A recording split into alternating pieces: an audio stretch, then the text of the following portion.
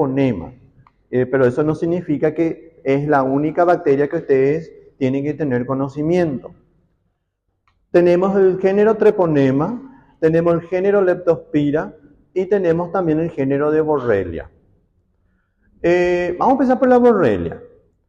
Borrelia, sí, el género Borrelia, acá tenemos 3 especies, Recurrentis, el Hempsi y también el Burgdorferi.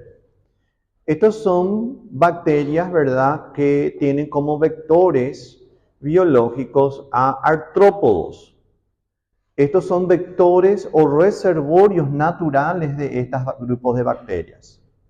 También tenemos, ¿verdad?, animalitos vertebrados, ¿sí? Como los roedores o hasta el propio ser humano también que puede actuar como reservorio para este grupo de bacterias. Estos grupos de bacterias son consideradas como antropozoonóticas.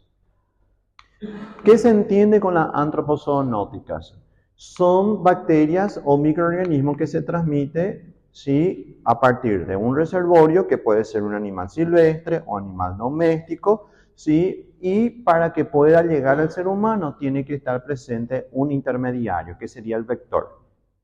Existen diferentes tipos de formas de clasificar un vector. Entre ellas se encuentra el vector biológico. ¿Qué significa? El microorganismo se puede multiplicar en el tubo digestivo de estos vectores. Después vamos a hablar nosotros bien sobre eso en parasitología. Leptospira. Leptospira también es otra bacteria, ¿sí?, que tiene la forma espiralada. Y miren que su transmisión es por la ingestión de agua contaminada con ¿qué? Con orina de roedores, como ratones, ganado y también perro. También, ¿verdad?, estos animalitos pueden ser reservorios para este grupo de bacterias. También puede causar enfermedades en el ser humano. Y por último tenemos el género treponema. Del género treponema nosotros vamos a hablar, ¿sí?, la especie Pallidum, subespecie Pallidum. ¿Qué pasó? No, desliga ahí, por favor. Ahí, ¿está mejor? Bueno, yo creo que queda mejor así, ¿verdad? Bueno, vamos. Treponema pallidum pallidum. Después le voy a explicar por qué es pallidum pallidum. Pero por practicidad en clase y en el hospital, en los pasillos, con sus colegas, normalmente nosotros le decimos nada más treponema pallidum. Pero si vamos por la literatura, es treponema pallidum pallidum. ¿Entienden? Pero como le dije a ustedes, por practicidad es treponema pallidum. Cuando yo le hablo de practicidad es tipo lo más práctico, tipo para no hacernos complicada el día a día. Entonces, hablamos nada más o nos expresamos nada más como treponema pallidum. Eso entre médicos, bioquímicos o cualquier otro profesional de la salud. Todos tienen una forma espiralada. ¿Cuál es la diferencia entre todos ellos? La vía de transmisión. Por ejemplo, la Borrelia que le dije a ustedes que es transmisión vectorial. Leptospira es por la ingestión de agua contaminada. Cuando hablo de ingestión de agua contaminada hablamos de ETA, enfermedad de transmisión alimentaria. Hablamos de agua, frutas, verduras, lavadas con esas aguas, todo eso. Y el treponema pallidum, que tiene una vía de transmisión casi exclusivamente sexual. La mayor parte de la transmisión, ¿verdad?, es, vamos a decirle, por esta vía. Existen otras vías de transmisión también, la transplacentaria, la transfuncional y otras menos frecuentes. En el caso del treponema pallidum, el único reservorio es el ser humano. Eso también me faltó decirlo a ustedes. ¿En qué se diferencia? Aparte de la vía de transmisión, se diferencia también en las enfermedades que producen. ¿Está bien? Se diferencian las enfermedades que se producen ellos. Por ejemplo, en el caso treponema pallidum es el agente etiológico de sífilis. También leptospira causa otro tipo de enfermedades. Y la borreliosis también son otros tipos de enfermedades. Otra diferencia. Hablamos nosotros de cultivos. En el caso, por ejemplo, de Leptospira y Borrelia, raras veces se cultivan. Son cultivables, pero son muy raras veces. Y en el caso de Treponema pallidum, chicos, nunca jamás fue cultivado. No se cultiva esa bacteria. Ojo con esa parte. ¿Qué significa eso? A esta bacteria no se le puede solicitar un cultivo. ¿Me están entendiendo? Entonces tenemos que ver de alguna forma identificar a nuestro paciente con este tipo de microorganismo. Para eso se usan las técnicas de inmunoensayo, cosa que nosotros tuvimos esa exposición. Y además también ya le puse una grabación de técnica de inmunoensayo en la plataforma. Asistan, por favor. Este grupo de bacterias nunca fue cultivado, entonces hay que ver alguna forma de estar, vamos a decirle, tenemos que buscar de alguna manera diagnosticar a nuestro paciente si no se puede con cultivo. Otro punto también que hay que resaltar es que estas bacterias para la microscopía no se hace tinción de Gram. Ojo con esa parte también, chicos. Leptospira e interrogans, sí se hace tinción de Gram. En el caso del treponema no se hace una tinción de Gram. No se hace ni Baar ni tinción de Gram. ¿Por qué? Porque esta bacteria tiene un péptido glucano mucho más fino que una Gram negativa normal. Estos grupos de bacterias son Gram negativas, pero en el caso de Treponema pallidum no consigue captar el último reactivo de nuestra tinción de Gram. ¿Me entienden? Entonces, este grupo de bacterias no se hace tinción de Gram. ¿Se puede hacer tinciones? Sí, pero se tiene que hacer con tinciones como por ejemplo con anticuerpos marcados con fluoresceína. Estamos hablando de inmunofluorescencia. Otra vez volvemos a las técnicas de inmunoensayo. Hay que utilizar anticuerpos marcados con fluorescencia, fluoresceína, fluorocromo. ¿Me entienden? Se hace un microscopio de campo oscuro. Ese es, vamos a decirle, el método diagnóstico de oro para en el caso de sífilis. Eso sería lo ideal, pero como que es una técnica engorrosa y se requiere de un personal idóneo, entonces se utilizan otras técnicas que normalmente van a encontrar en el laboratorio, que yo les voy a mostrar a ustedes cuáles son. Y además también hay una práctica sobre eso, que sería la prueba de BDRL, ¿me entienden? Van a ver ustedes cómo se hace después. Entonces nosotros vamos a hablar del treponema pallidum. ¿Está bien? Ya le voy a explicar lo que es chancro. Espérame un ratito. Bueno, el treponema es un grupo grande, heterogéneo, de formas espiraladas, y ellos son móviles. O sea, ellos tienen aparatos de locomoción. Estos aparatos de locomoción son los endoflagelos. Ya van a saber cómo son los endoflagelos. Ellos tienen flagelos en un extremo, en donde le permite moverse de un lugar para otro. Este movimiento le facilita invadir distintos tejidos o distintas células de nuestro cuerpo. O sea, al llegar al sistema circulatorio, ellos pueden ir pasando de un local a otro local. Quieren hacer eso. Ese es su principal factor de virulencia hasta el momento. ¿Por qué le digo a ustedes que hasta el momento, chicos? Se desconocen muchos factores de virulencia todavía de este grupo de bacterias. O sea, nosotros llegamos a estudiar sobre Staphylo, Strepto, les expliqué a ustedes sobre las toxinas y qué hace cada toxina.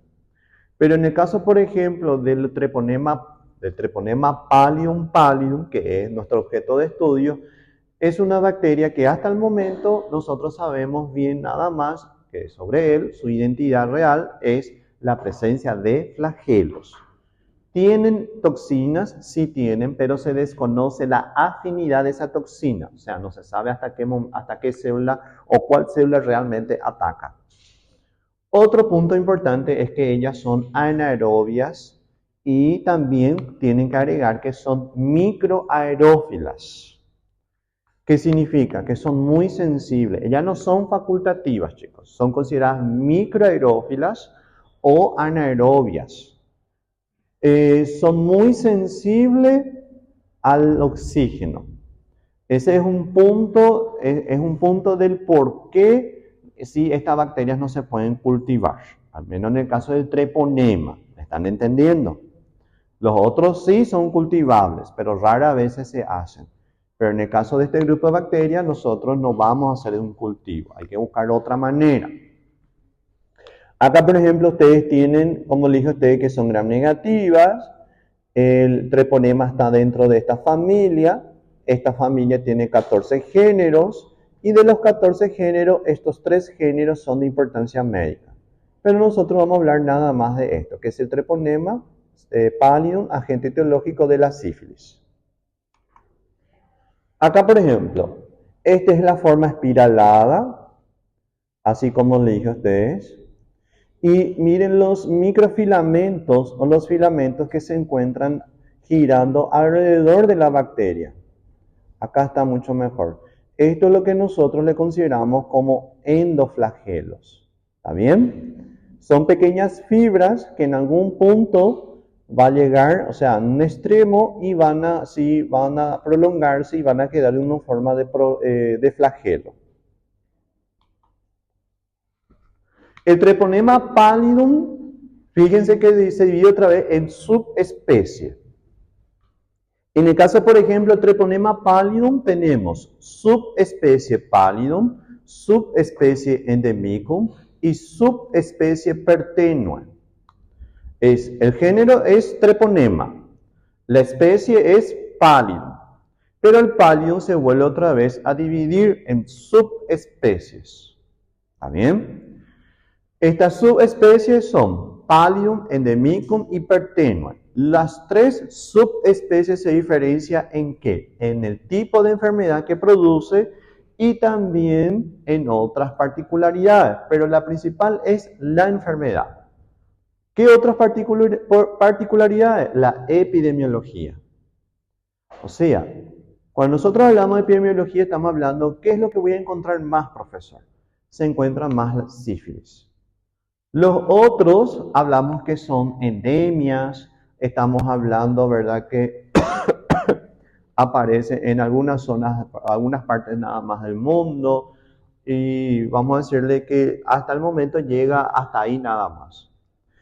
En el caso de la sífilis hablamos de una pandemia. El carateum es otra especie, este ya no es subespecie, ¿sí? Este es otra especie de treponema. Dos especies de treponema producen enfermedad del ser humano. Acá, como le dije a ustedes, el treponema pallidum y el carateum. El pallidum es la que se divide otra vez en subespecies. Eso no quiero que ustedes se olviden. En el caso, por ejemplo, pallidum pallidum, pallidum endemicum y pallidum pertenua. Miren, son iguales morfológicamente porque son espiroquetas y también miren que generan la misma respuesta serológica. ¿Qué significa eso? Se generan los mismos anticuerpos, ¿sí? O estos anticuerpos tienen una reacción cruzada para las 3 subespecies. Por ejemplo, el anticuerpo para pallidum le sirve para las otras 2. Pero se habla más de sífilis, ¿por qué? Porque es lo que vamos a encontrar más. Otra cosa que tiene idéntica, ¿cuál es? La sensibilidad a la penicilina. Hasta el momento, hasta hoy en día, la penicilina es el antibiótico, vamos a decirle, que tiene mayor efectividad, ¿sí?, contra el treponema pallidum. ¿Está bien? Y contra las otras subespecies. Pero ya se sabe que existen cepas que son resistentes ¿a quién? A penicilina. ¿Existen tratamientos alternativos para el caso de sífilis? Sí, pero el tratamiento no es eficaz. Por ejemplo, la doxiciclina, la tetraciclina, la acitromicina, también son buenos antibióticos para el tratamiento de sífilis. Pero vamos a decirle que el paciente, la bacteria, no siempre va a morir con una sola caja de doxiciclina. Normalmente es más prolongado y eso no es nada bueno porque, vamos a decirle, por el uso exacerbado de estos antibióticos. Y la diferencia que elige usted es la epidemiología y la forma clínica.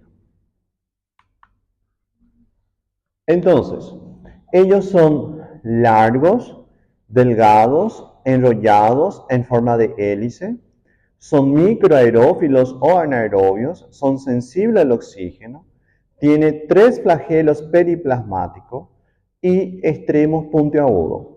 Nunca fueron cultivados en medios artificiales, agar sangre, agar chocolate, McConkey, lo que ustedes quieran, tampoco de Muller-Hinton para el antibiograma, y sus antígenos son desconocidos.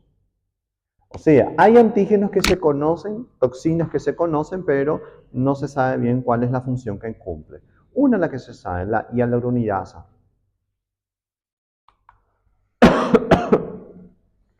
Así como a la bacteria se le puede evidenciar mediante anticuerpos marcados con fluorocromo, ¿sí? Y luego se lleva a microscopio campo oscuro. Estos otros, o sea, los anticuerpos que se generan contra la espiroqueta también se pueden revelar con la inmunofluorescencia. ¿Qué significa eso? Ustedes, doctores, pueden solicitar un IFI o un IFD. IFI, inmunofluorescencia indirecta o una inmunofluorescencia directa. La indirecta es para evidenciar los anticuerpos antitreponémicos que tiene su paciente. O la inmunofluorescencia directa, ¿sí? En este caso, por ejemplo, para evidenciar a la espiroqueta. Cuando yo voy a querer utilizar o cuando voy a usar una técnica y la otra no, depende mucho de la fase de la enfermedad que se encuentra mi paciente. Dependiendo de la etapa de la enfermedad que se encuentra mi paciente, ahí yo voy a solicitar esos tipos de estudios. ¿Me entienden? Ya le voy a explicar en qué pasa. Entonces vamos despacito. La desecación y el calor mayor a 42 grados centígrados matan nuestra bacteria. Sustancias o elementos como arsenicales o arsénico, mercurio y bismuto son bactericidas para este grupo de bacterias. Y la penicilina mata lentamente. Otro punto también muy importante. La sífilis tiene cura. Solo que, vamos a decirle, el tratamiento con la penicilina para los pacientes que padecen de este tipo de enfermedad, vamos a decirle que el tratamiento es más prolongado.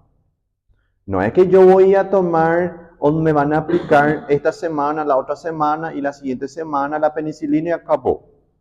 Ustedes le tienen que convencer a su paciente que vuelva otra vez a consultar con ustedes o que consulte con otro médico llevando su resultado de BDRL. ¿Me entienden? O sea, nosotros no es que vamos nada más, es atender al paciente y vamos a decirle tratar y ahí terminó nuestro trabajo. Que normalmente sí los médicos están acostumbrados en eso. El médico tiene que convencerle al paciente que debe volver otra vez para cualquier tipo de enfermedad infecciosa o no infecciosa. ¿Entienden? Pues vamos a ver nosotros, ¿verdad? De qué depende, ¿verdad? O cómo vamos a ver si el tratamiento va a durar 1 año, 2 años o puede ser 6 meses. También vamos a hablar todo sobre eso. Acá está lo que le dije a ustedes. No se observa a la coloración de Gram. Se hace nada más con microscopía de campo oscuro, señores. Y desarrollan una sustancia similar a un anticuerpo. Esta sustancia se le conoce como reagina. ¿Está bien? Esta reagina es lo que nosotros podemos identificar mediante pruebas. Pruebas de floculación o otros tipos de pruebas también. No recuerdo qué era FC, ya me va a venir a la cabeza qué era. Pero si esta reagina, que esta sustancia que se genera, ¿verdad?, en los pacientes con enfermedades con la treponema pallidum, es lo que yo puedo aislar en el suero de mi paciente. Aislar en el suero de mi paciente esta reagina, yo voy a necesitar de estos tipos de antígenos. El antígeno es la cardiolipina. No sé si ustedes recuerdan, y tampoco no sé si es que José si mencionó la semana pasada, no recuerdo, ¿verdad? Pero la cariolipina es un lípido especial que se encuentra rico ¿en dónde? En las mitocondrias. También puede encontrarse en las membranas de algunas células. Pero la cariolipina que nosotros tenemos en los viales para poder identificar a la reagina, la cariolipina viene ¿de dónde? Viene del corazón de la vaca, del ganado vacuno. Eso se hace en el laboratorio, se quita el corazón, se aísla, se coloca en un vial y se lleva para los otros laboratorios, o sea, el laboratorio compra. Esta cariolipina, que fue extraído de los tejidos de los mamíferos, es lo que a mí me sirve, ¿sí? Me sirve para identificar a la reagina. Toda prueba o toda técnica de inmunoensayo que utiliza la cariolipina como antígeno para identificar a la reagina son consideradas como pruebas no treponémicas. ¿Qué significa que son pruebas no treponémicas? Que no utiliza los antígenos del treponema pálido, sino en realidad utiliza el antígeno de otro tipo de antígeno. Tiene sus ventajas y sus desventajas. Vamos por la ventaja. Ventaja, más barato. Es más barato extraer los antígenos, ¿sí?, de tejido de mamífero que extraer un antígeno de ¿quién? De la propia bacteria.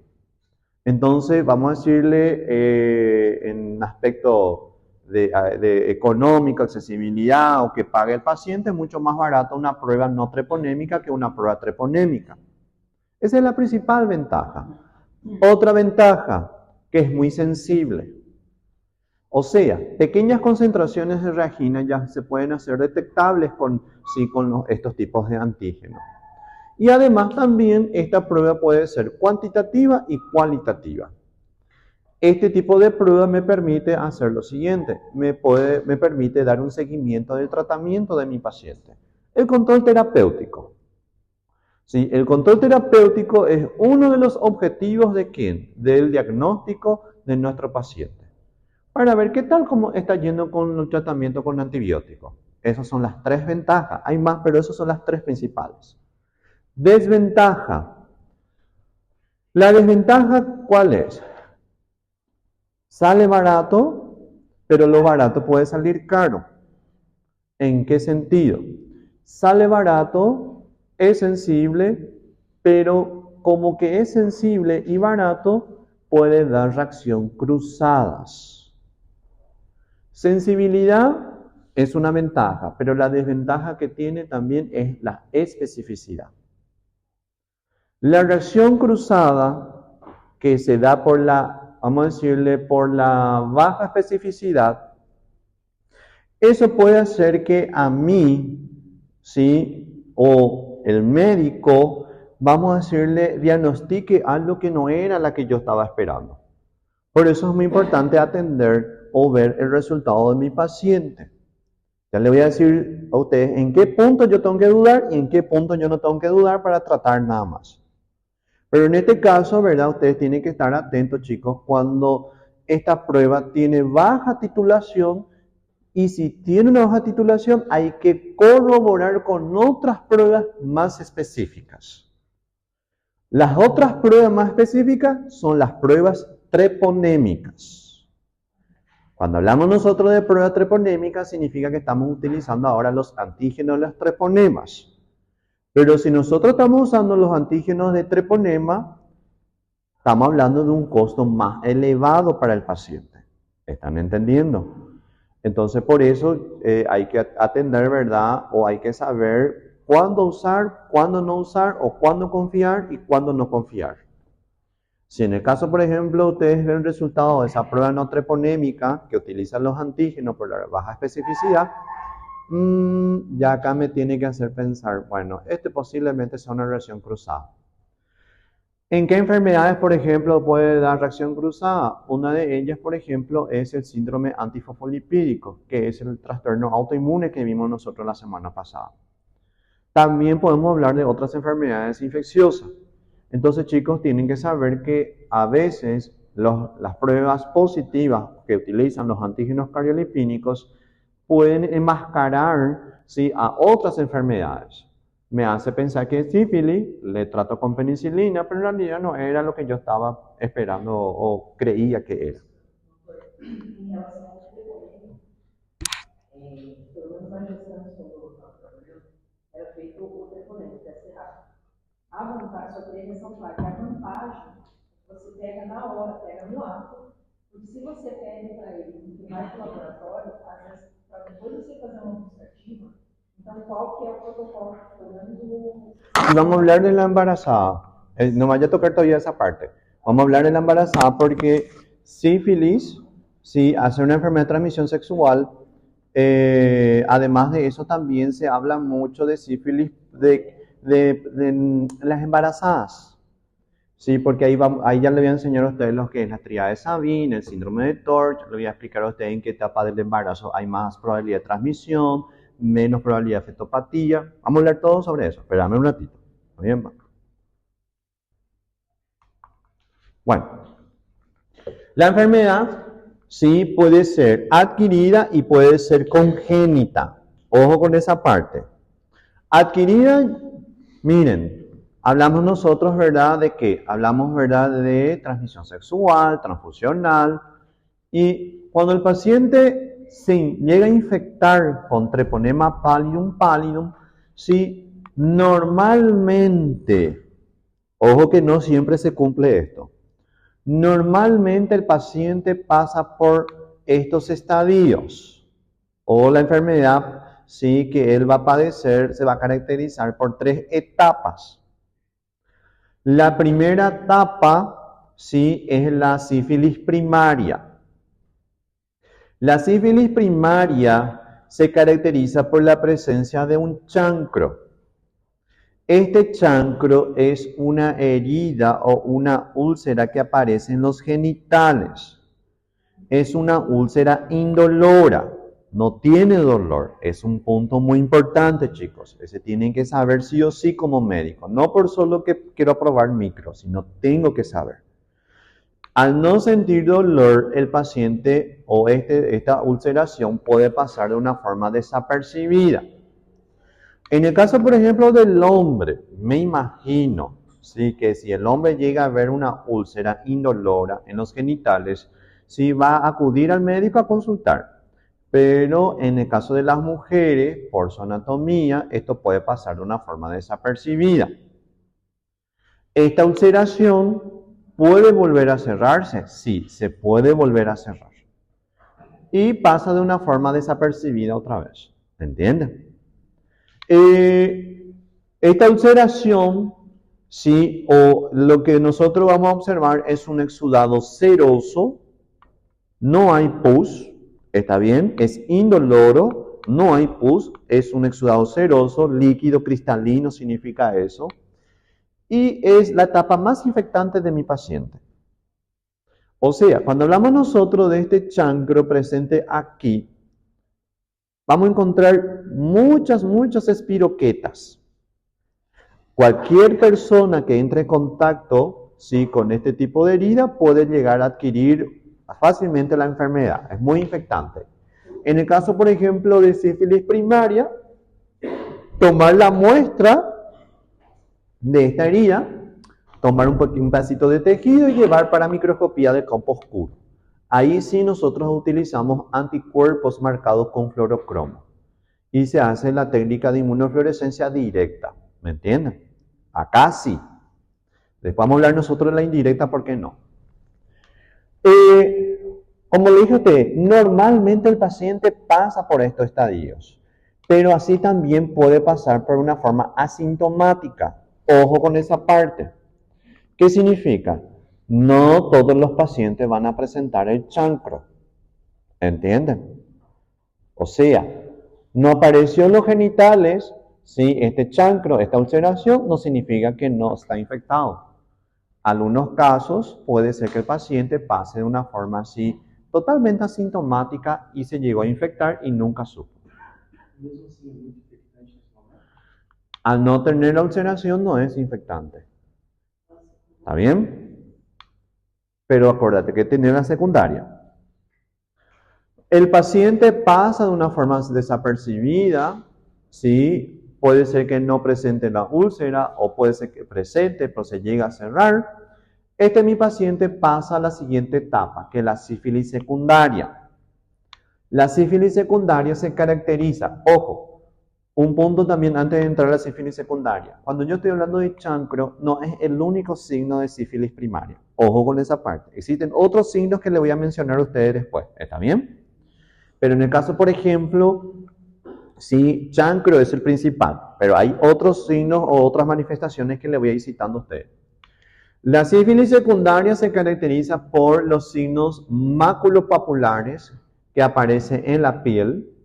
Puede aparecer, por ejemplo, en el tórax, en el pecho, en la espalda, en las palmas y en las plantas de los pies.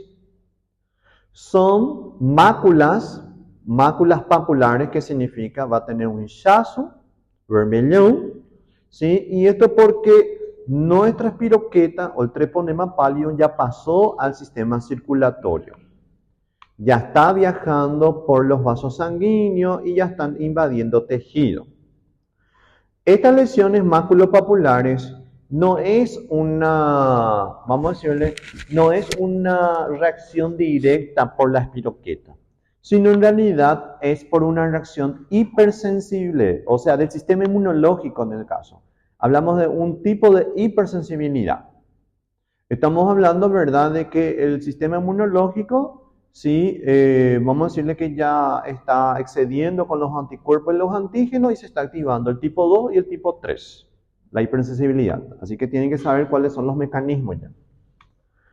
También los pacientes puede ser que presente estos signos y síntomas, sin la sífilis secundaria, y puede que no también. También pasa de una forma desapercibida. El paciente también es infectante. En el caso de primaria y secundaria, la primaria sigue siendo la más infectante que la secundaria. La secundaria también es infecciosa. También hay probabilidad de transmisión sexual, transfusional y transplacentaria. Estas lesiones maculopapulares también son infectantes, ¿sí? Ojo con esa parte, pero no siempre van a presentar estas lesiones, ya les voy a hablar a ustedes por qué. Y además de eso, existen otras manifestaciones clínicas que les voy a mostrar a ustedes, que yo sí quiero que ustedes aprendan.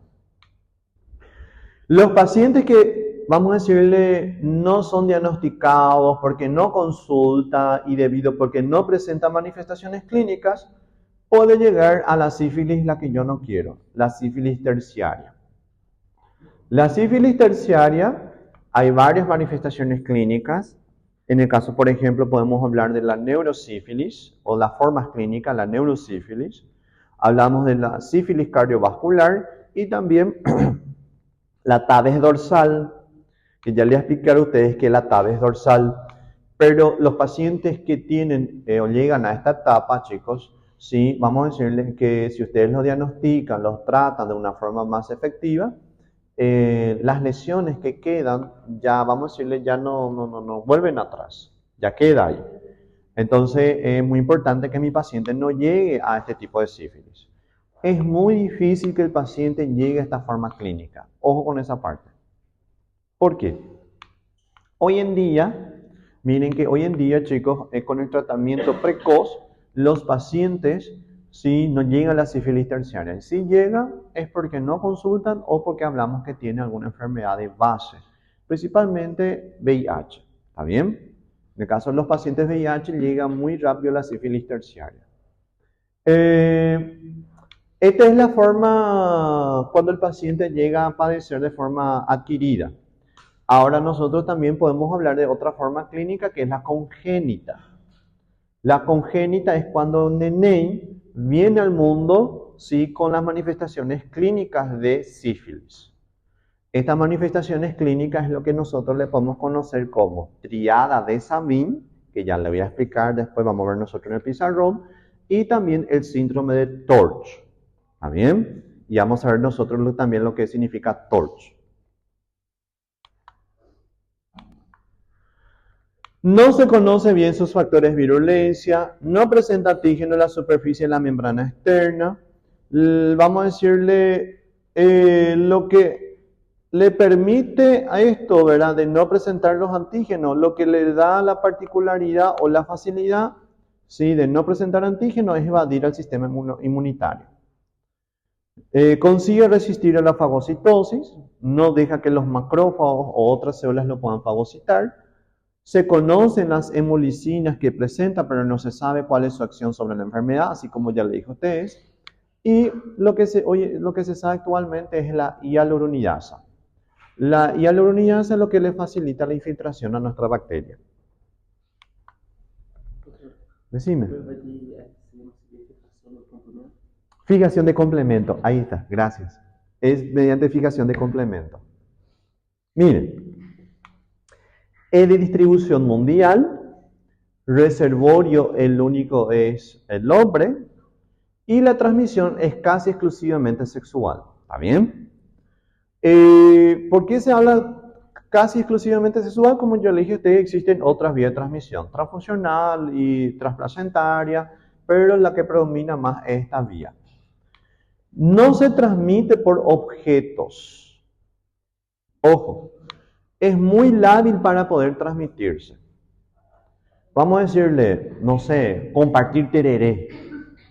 Compartir el tereré o compartir un copo. ¿Sí? Es muy difícil. Porque esta bacteria, como le dije a usted, es microaerófila y muy sensible al oxígeno. Entonces, vamos a decirle que no, si le dice a usted, mira, yo me transmití porque compartí el vaso, no fue así, se puso los cuernos, ¿verdad? Esa es una vieja historia. Hasta que gonorrea vos me vas a mentir con eso, pero con...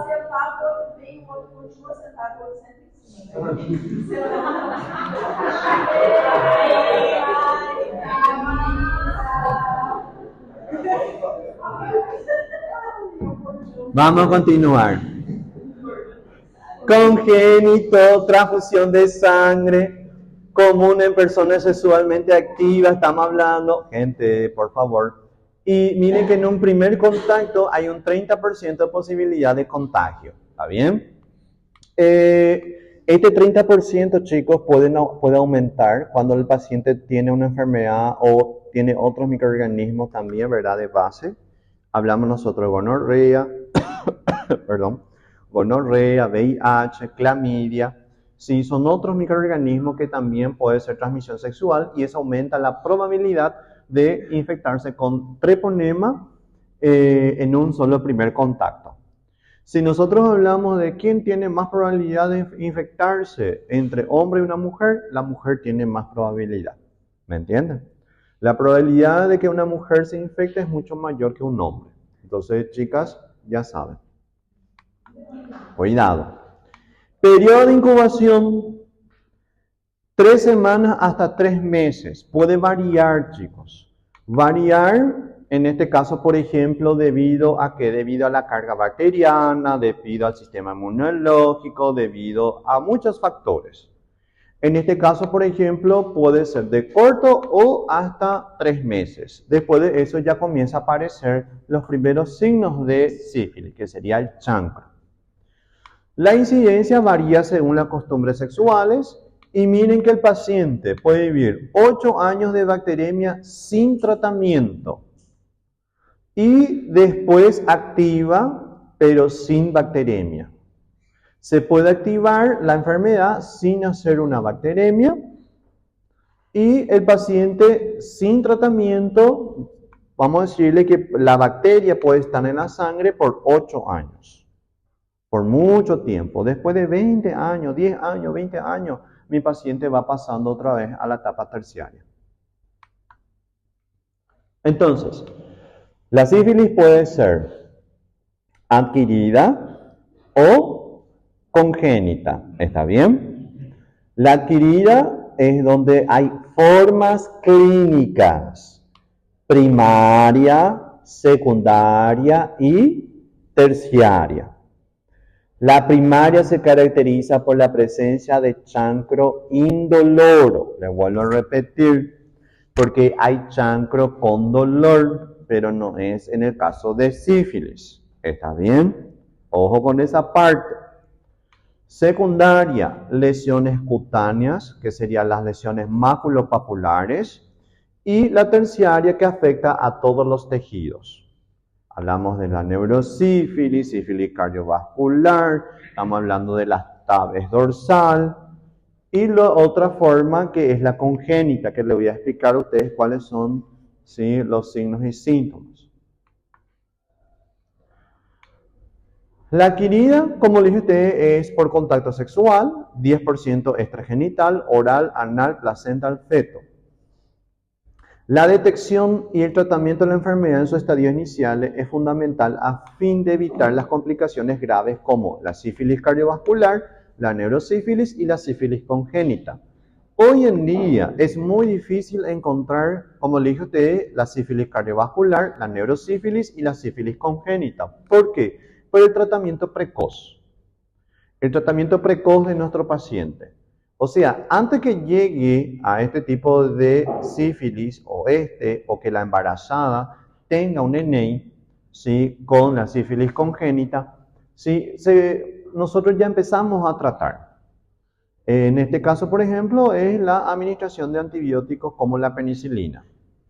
Otro punto importante también que hay que destacar, que el paciente no llega a estas formas clínicas debido a que la BDRL se tornó un examen de rutina.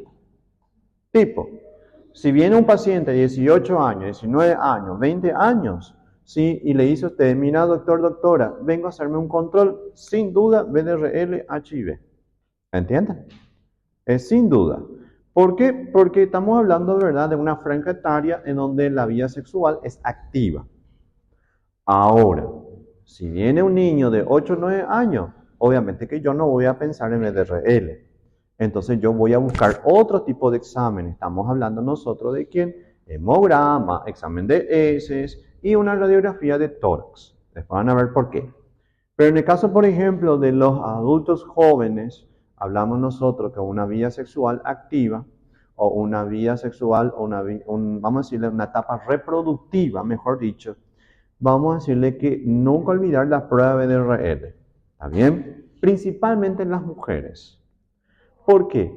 Porque cuando la mujer, ¿sí?, vamos a decir, le presenta la treponema pálido en el sistema circulatorio, pero no presenta las manifestaciones clínicas, existen altas probabilidades que en el momento que se embarace pueda transmitir al feto.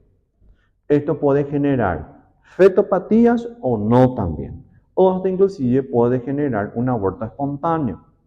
Estamos hablando nosotros que la mamá o la gestante puede perder su bebé en las primeras semanas de la gestación. Si no lo pierde, el niño puede infectarse y presentar fetopatías.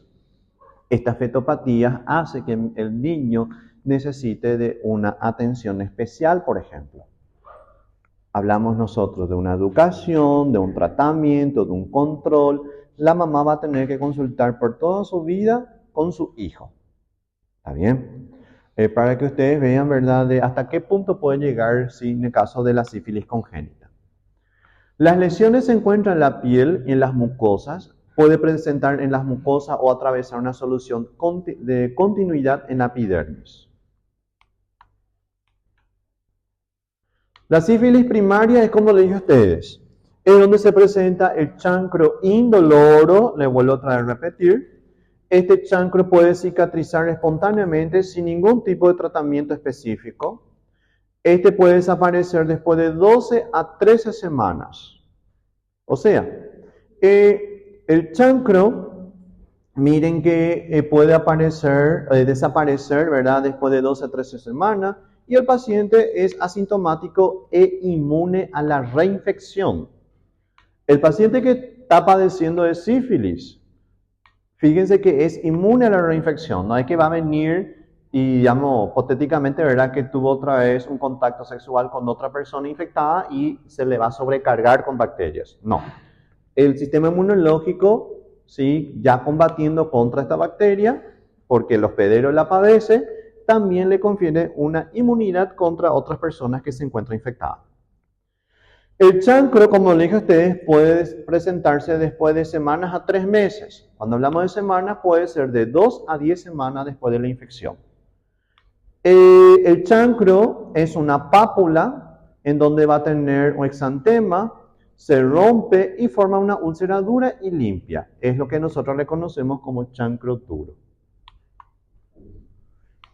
Así como le dije a ustedes, el chancro, ¿sí? El chancro, chicos, es el signo, vamos a decirle que más frecuente. El más frecuente, ¿verdad?, en la sífilis primaria, pero no significa que sea el único. Puede aparecer también adenopatías inguinales. Hablamos de los ganglios linfáticos inflamados. Otros síntomas y signos, por ejemplo, pseudogripales. Pseudogripales, ¿qué ustedes entienden por pseudogripales? Pseudo, falsa gripe. También puede presentarse esos tipos de manifestaciones. Por eso es muy inespecífico, ¿verdad?, las manifestaciones de sífilis. Por eso quiero que ustedes recuerden que el punto principal, la idea central de la sífilis primaria es la presencia de chancro. Eso no se tienen que olvidar. Estas lesiones pueden aparecer en los genitales externos. Sin embargo, en las mujeres pueden existir lesiones en la vagina y en la cervix. Si no es tratado, este se va a cicatrizar. Fíjense que es altamente contagioso por el alto número de espiroqueta. Y otro punto importante, solo el 50% de los casos positivos en este periodo puede aparecer. Cuando hablamos nosotros de pruebas no treponémicas, como la prueba de BDRL, y usted, bueno, le da un ejemplo. Viene el paciente y aparece un chancro. Le dice, mira, doctor, me apareció una úlcera en los genitales. Ok, vamos a pedir BDRL. Usted le manda a hacer la BDRL y sale no reactivo. No reactivo significa negativo. Ah, no es un caso de sífilis. Ojo, solo el 50% ¿sí?, de los casos con las pruebas no treponémicas van a arrojar un resultado positivo. Entonces puede salir de una forma desapercibida. ¿Qué tengo que hacer en realidad entonces? Es tomar la muestra de ese chancro y mandar, ¿sí?, para el microscopio de campo oscuro. Por eso, yo tengo que estar atento a las etapas o las fases o las formas clínicas de la sífilis. En el caso de la sífilis primaria, ojo, pregunta examen parcial y final, sífilis primaria, gente, es ver las espiroquetas en el chancro mediante inmunofluorescencia. ¿Está bien? Ahora, cuando hablamos de la otra forma clínica, ahí sí cambia. Pero en el caso de la sífilis primaria hay que estar muy atento con las pruebas no treponémicas. Acá, por ejemplo, este es el chancro indoloro, ¿está bien? Acá están las lesiones maculopapulares en las palmas de las manos, ¿está bien? Y otro signo que aparece en la sífilis terciaria son las gomas. ¿Qué son gomas? Goma sería, vamos a decirle, un granuloma roto, en donde el sistema inmunológico, como ustedes ya saben muy bien conmigo, que el sistema inmunológico forma ese granuloma con la finalidad de evitar la diseminación de esta bacteria. Pero este granuloma que se puede romper, vamos a decirle, puede formar este huequito, que es una goma rota. Esta goma puede aparecer en las mucosas, puede aparecer en las vísceras, hígado, vaso, o puede aparecer también inclusive en los huesos, para que ustedes sepan. Entonces, este es otro tipo de signo también de ¿quién? De la sífilis terciaria. Acá, por ejemplo, tenemos un caso de chancro, él no es doloroso, es plano de base dura, tiene un exudado seroso y tiene un borde elevado. ¿Está bien? Calma. Uy. Es por el chancro, ¿verdad? ¿Qué tiene el chancro? O que vai inibir a questão do dolor nessa situação? Porque a gente pensa, é uma lesão que ela mexe, El sistema nervioso periférico, las neuronas sensitivas, se ven afectadas en este caso. Lo que va a provocar es, vamos a decirle, una degeneración de los nervios que están ahí. Por eso es. ¿Está bien? Calma. Vamos. Sífilis secundaria.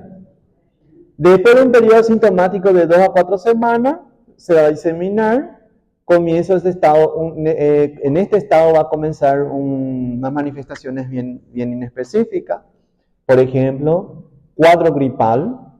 El que tiene gripe puede ser que está con sífilis. Dolor de garganta. El que tiene dolor de garganta puede ser que esté con sífilis. Fiebre alta, también.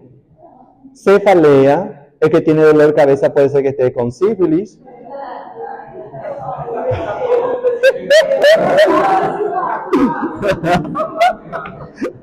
Mialgias, por ejemplo. También puede aparecer manifestaciones como anorexia, linfadenopatías, pérdida de peso. O sea, para que ustedes vean, existen manifestaciones bien, vamos a decirle, diversificadas, haciendo verdad que nosotros podamos confundir con otro tipo de enfermedades infecciosas. ¿Está bien? Por eso que la prueba de BRL, le vuelvo a repetir, es una prueba de rutina. No hay que olvidar nunca. La erupción mucocutánea es lo que vamos a decirle que es el signo principal o la idea central de la sífilis secundaria. Pero ojo, no siempre va a aparecer, y si aparece, aparece de una forma desapercibida. Le voy a mostrar la fotito. A ver. Quiero que miren acá por ejemplo, las lesiones maculopapulares en la espalda de este paciente. Y miren acá también hablamos de las palmas de las manos. ¿Vieron? Ahora quiero que miren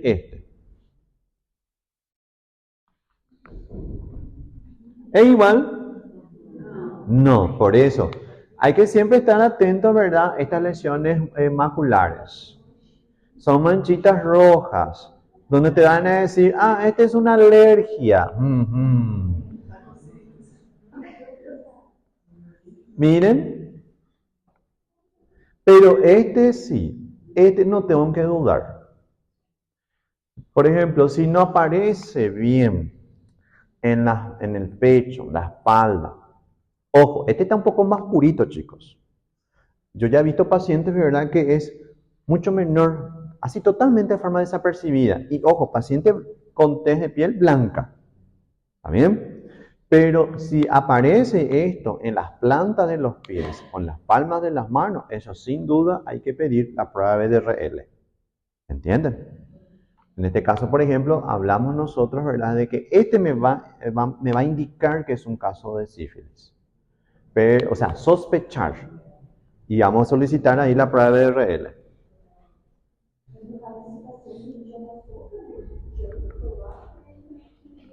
Pero acordate, no todos los pacientes van a presentar el chancro. Ese vos tenés que meter en el chip de tu cabeza. Los pacientes puede que no presente el chancro, pero presenta esto. Y puede ser que no también. Todo puede suceder. Secundaria. Sí, pero asintomática. Miren. Las lesiones maculopapulares se hacen evidentes después de 6 a 8 semanas después de la aparición del chancro inicial, cuando se produce una erupción generalizada de piel y mucosa. Las lesiones son altamente contagiosas también. En esta etapa, chicos, acá sí la prueba no treponémica tiene un 100% de probabilidad de positivo. ¿Está bien? En la sífilis primaria hablamos de 50%. Viene el chancro, bueno, ok, pido BRL, prueba no treponémica, puede arrojar un falso negativo, ¿está bien? Pero viene un paciente con la etapa secundaria, voy a pedirle prueba de BRL, 100% positivo. Es para que ustedes sepan, es un punto muy importante. ¿Por qué? Porque la espiroqueta ya está circulando por los vasos sanguíneos. Y vamos a decirle la reagina o los anticuerpos que yo voy a identificar, ya hay en grandes cantidades y ya se puede detectar con este tipo de técnicas de inmunoensayo. Otro tipo de signo, ojo, vamos a aumentar más ahora, son los condilomas. Los condilomas son como tipo verrugas. Verrugas que pueden aparecer en las mucosas, aparece principalmente en los genitales, gente. Entonces también podemos hablar, ¿verdad?, que otras manifestaciones me pueden hacer, ¿verdad?, dudar o sospechar en este caso que sea un caso de sífilis. Los condilomas son lesiones cutáneas que aparecen en cualquier parte del cuerpo. Además de pápulas pálidas y húmedas en la región genital, puede aparecer en el ano, puede aparecer en las axilas y puede aparecer también en la boca. Uy. Te voy a mostrar y vas a ver que sí. Acá, por ejemplo. Ahí, por ejemplo, sí, en el caso, por ejemplo, ahí nosotros estamos hablando de los condilomas sifilíticos. Por eso siempre ustedes tienen que decir, sí, condiloma de tal cosa. ¿Está bien? Condiloma de tal cosa. Podemos decir también que puede ser un condiloma por un papiloma, puede ser por también, hasta inclusive por un tumor. Todo puede suceder.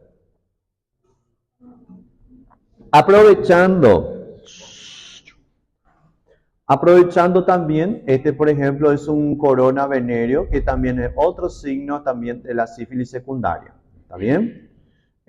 Son lesiones discoides que pueden aparecer también en la cabeza. Para que ustedes vean que en las lesiones maculopapulares no es lo único.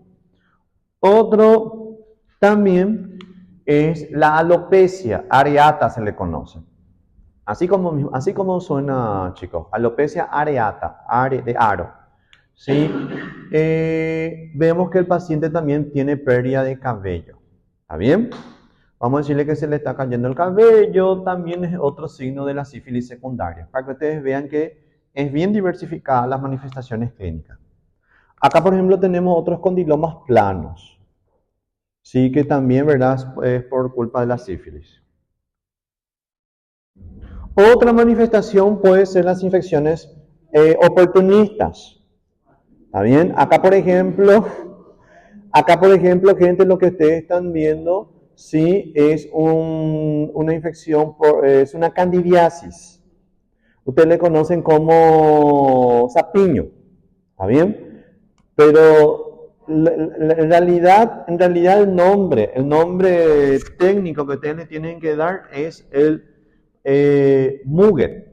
Así como suena, M-U-G-U-E-T, Muget. Muget o algodoncillo.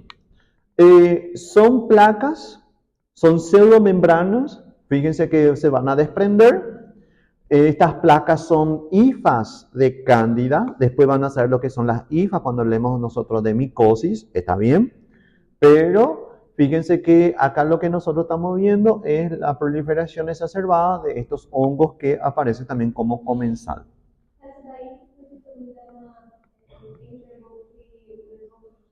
También puede llegar de la boca, puede llegar al esófago, ¿sí? Eso puede aparecer en el caso de tu paciente que sea un paciente inmunocomprometido. ¿Está bien? ¿Qué tal estamos? ¿Todo bien? Le está gustando la imagen, ¿verdad? Mi paciente también es altamente infeccioso, hay alto riesgo de transmisión transplacentaria y transfusional. Las pruebas siempre son positivas, pudiendo ceder espontáneamente también estas lesiones sin tratamiento. En meses pueden desaparecer. El 25% de los pacientes pueden tener infecciones recurrentes o presentar meningitis, coriorrenitis y también nefritis. Ya vimos, y vamos a la sífilis latente. Acá está lo que le dije a ustedes. La infección puede permanecer subclínica o asintomática también. O el paciente atravesar la fase primaria y secundaria sin síntomas. Ojo que le dije a ustedes, mi paciente puede, ¿verdad?, pasar, ¿sí?, la primaria y la secundaria sin manifestar ningún tipo de signos y síntomas que le mostré a usted. Y ojo, no le mostré todo otra vez a usted, hay más. Después van a ver más adelante con el pasar de su carrera. Luego de pasar, ¿verdad?, la fase primaria y secundaria sin síntomas, puede llegar a desarrollar las lesiones terciarias. Y vamos a decirle que ya llegó a un punto, ¿verdad?, donde ya las lesiones pueden volverse o tornarse irreversibles. La sífilis latente puede durar años o décadas o nunca manifestarse también. Las pruebas serológicas son reactivas, pero sin signos clínicos. Esto porque la espiroqueta sigue multiplicándose, pero no hay suficiente para ¿qué? Para poder generar las manifestaciones clínicas en la primaria y la secundaria. Pero va a llegar en un punto en donde ya van a manifestar, pero mi paciente ya se encuentra en la fase terciaria. Puede ocurrir transmisión a través de la sangre, a través de la placenta, como le dije a ustedes. Vamos a ver nosotros qué es lo que pasa con la embarazada. Algunas veces aparece en exantema, el 30% cura espontáneamente, sin cualquier tratamiento, aumenta la respuesta inmune. El 30% de la infección no tratada permanece latente, evidenciando por pruebas serológicas. 40% progresan a la fase terciaria. Exantemas son las manchas rojas, ¿está bien? En el caso, por ejemplo, de la transmisión transplacentaria, lo voy a explicar acá un ratito.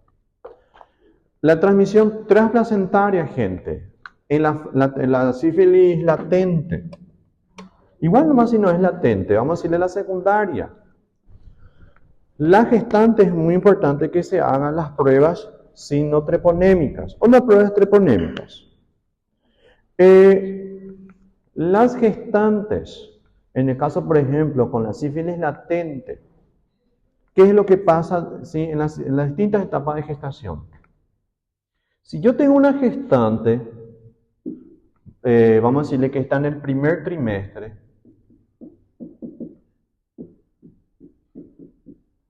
en este caso, si está en el primer trimestre y le hago la prueba treponémica y dio positivo o dio un reactivo, tengo que tener en cuenta que la transmisión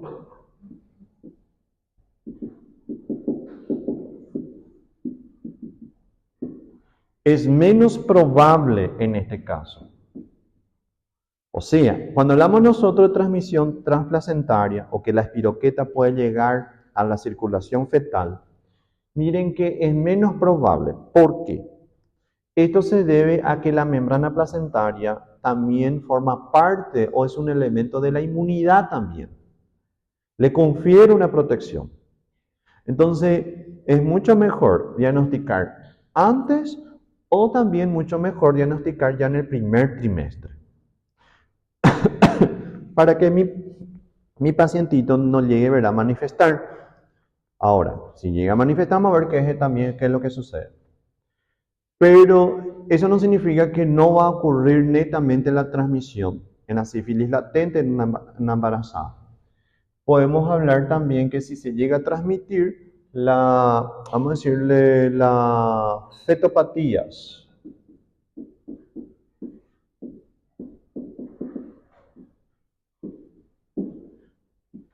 Es muy grande la probabilidad que pueda aparecer.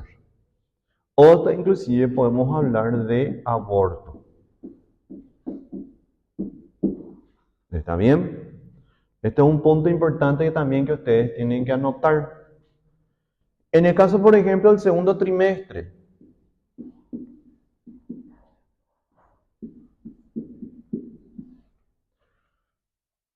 acá, por ejemplo, el feto ya está más desarrollado.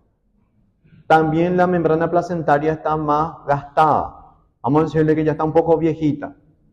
La transmisión aumenta la probabilidad.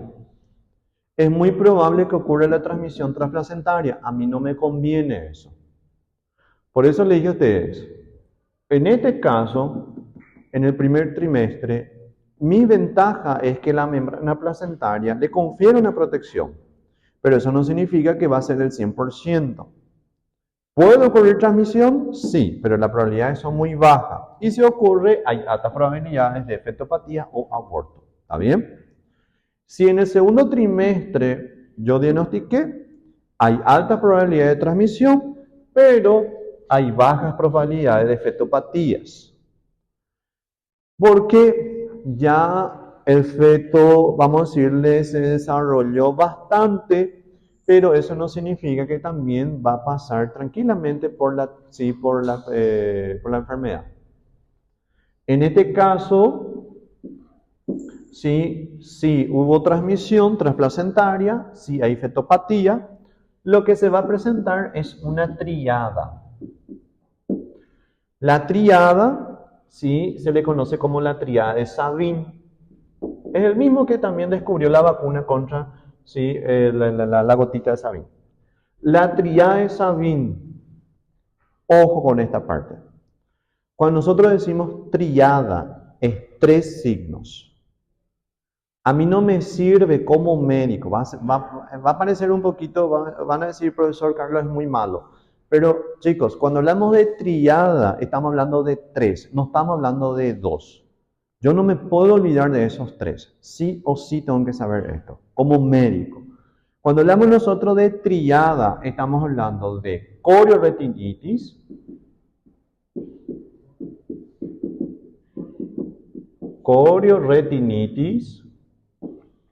podemos hablar también de calcificaciones intracraneales,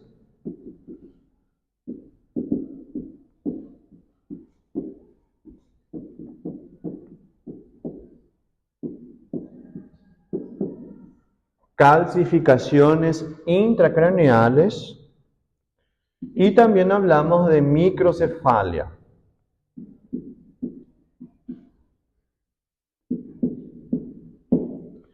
Miren, van a encontrar en los artículos, van a encontrar en los libros que existen más signos de Sabin.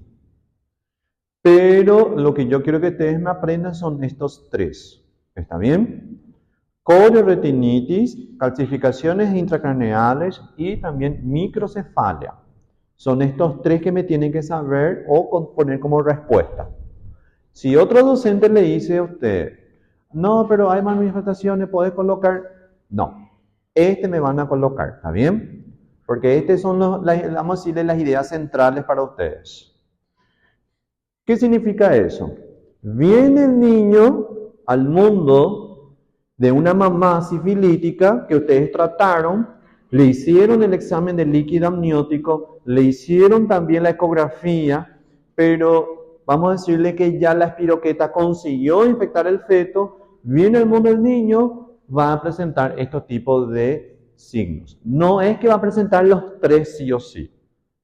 Puede que presente 1, puede ser que presente 2 o puede ser que presente los 3. ¿Está bien? Ojo con ese punto.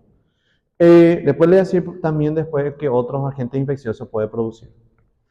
Este es en el segundo trimestre. Tercer trimestre.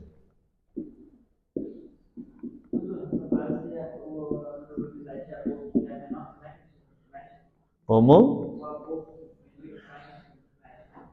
Sí, disminuye la probabilidad. Ahora, en el tercer trimestre, si en el segundo trimestre es alta probabilidad de transmisión, en el tercero, ¿cómo va a ser? Mucho mayor. Fetopatías. Si en el segundo trimestre la fetopatía es de baja probabilidad, acá es mucho menor. Pero eso no significa que mi pacientito va a pasar de una forma ilesa.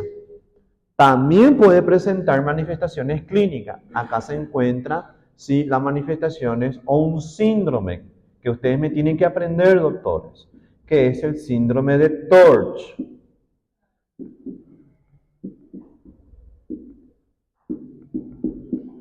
El síndrome de Torch se caracteriza de neumonitis,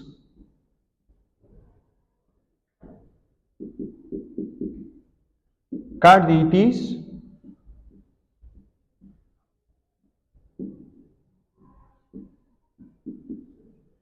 y, si no mal recuerdo, estamos hablando también de meningitis.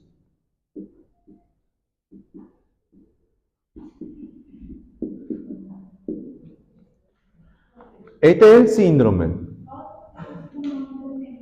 Carditis. Neumonitis, carditis y meningitis. ¿Está bien? ¿Por qué Torch? Torch es un acrónimo. Así como ustedes, ¿verdad?, van a conocer más adelante, le doy un ejemplo, no mi materia, pero otras materias que van a venir después.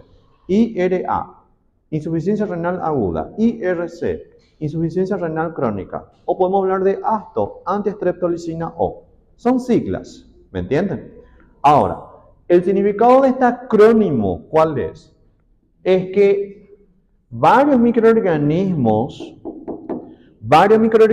chicos, pueden también generar, ojo, puede generar neumonitis, carditis, meningitis, o también puede generar este tipo de síndrome, esta triada de Sabin. Porque TORCH, T significa toxoplasmosis,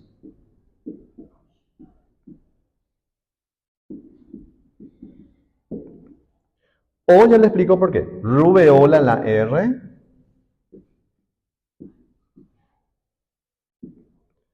C es citomegalovirus,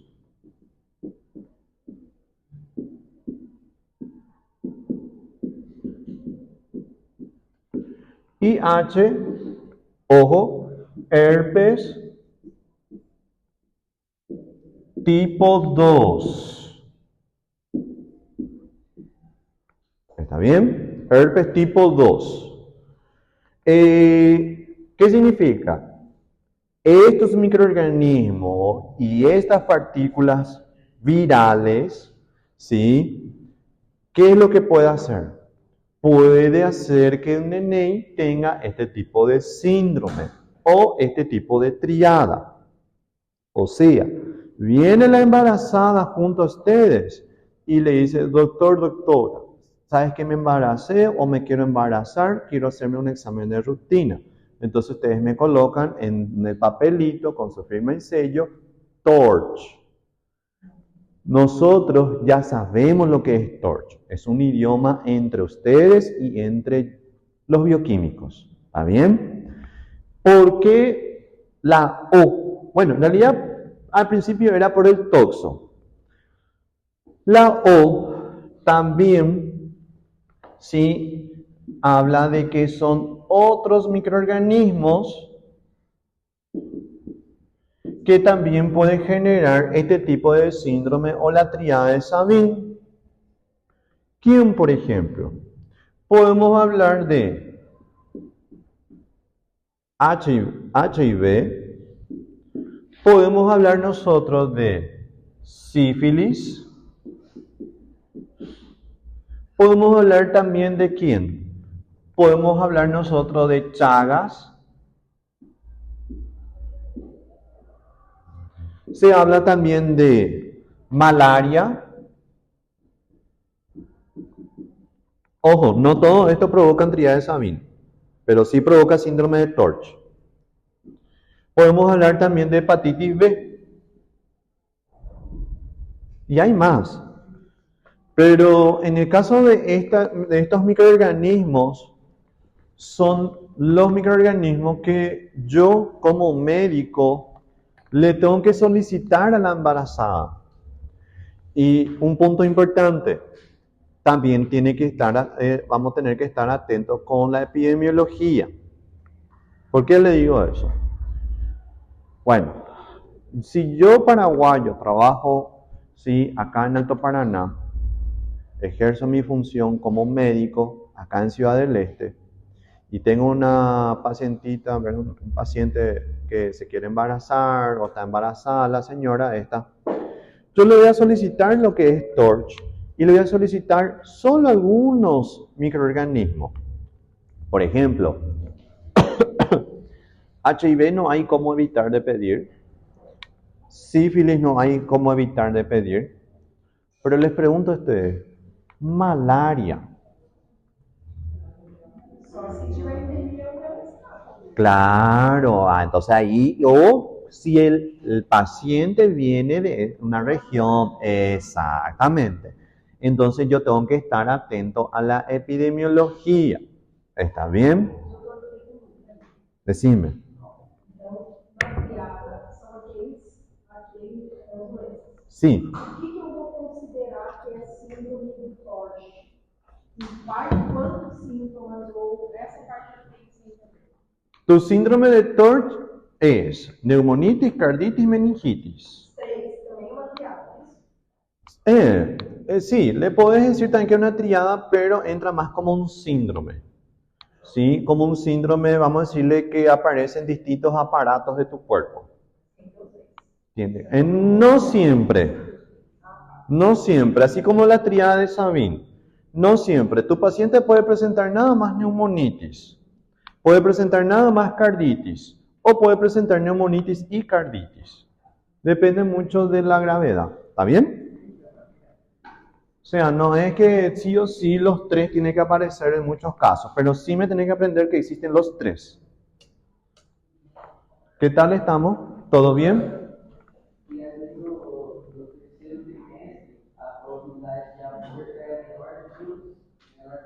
Bueno, ya que son dos personas que ya me preguntó, el aborto se observa más en la primera etapa, en el primer trimestre. En el segundo o tercer trimestre es muy difícil, porque ya el feto ya casi está totalmente desarrollado. Es mucho menor la probabilidad, pero no significa que vamos a descartar. Pero el aborto se observa más en el primer trimestre. ¿Está bien? Solo el 40% de los pacientes van a progresar a la fase terciaria. ¿Está bien? Ya le daré eso, gente. Miren, ocurre de 5 a 30 años después de la fase terciaria. Aparece la goma, que es una lesión fibrótica y granulomatosa que se presenta como un tumor expansivo.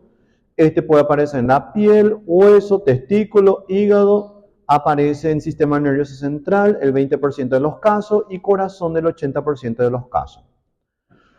En este caso los treponemas son poco frecuentes en el sistema circulatorio.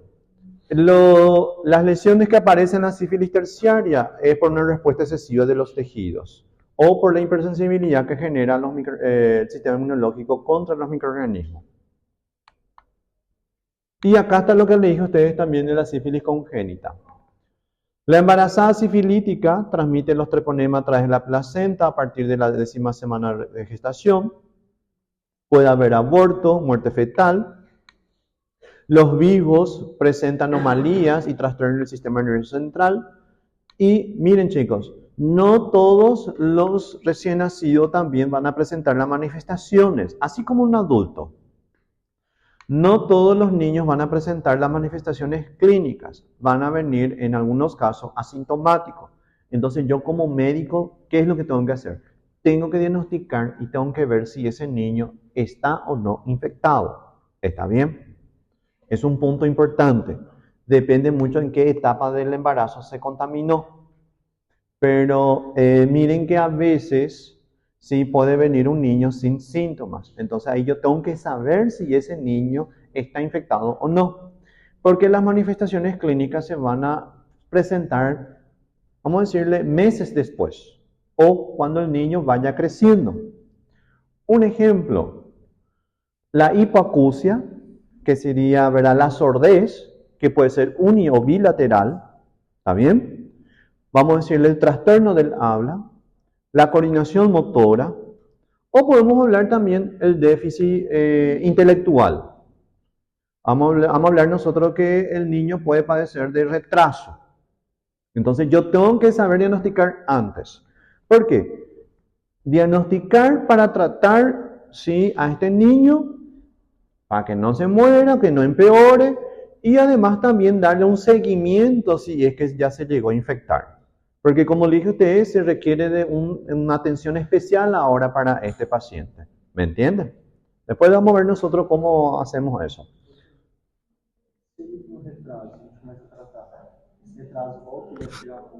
No, ya no. Sé que por eso nosotros no podemos llegar en ese punto. ¿Está bien? Los virus presentan anomalía y trastorno del sistema nervioso central. La mayoría nace sin indicios clínicos.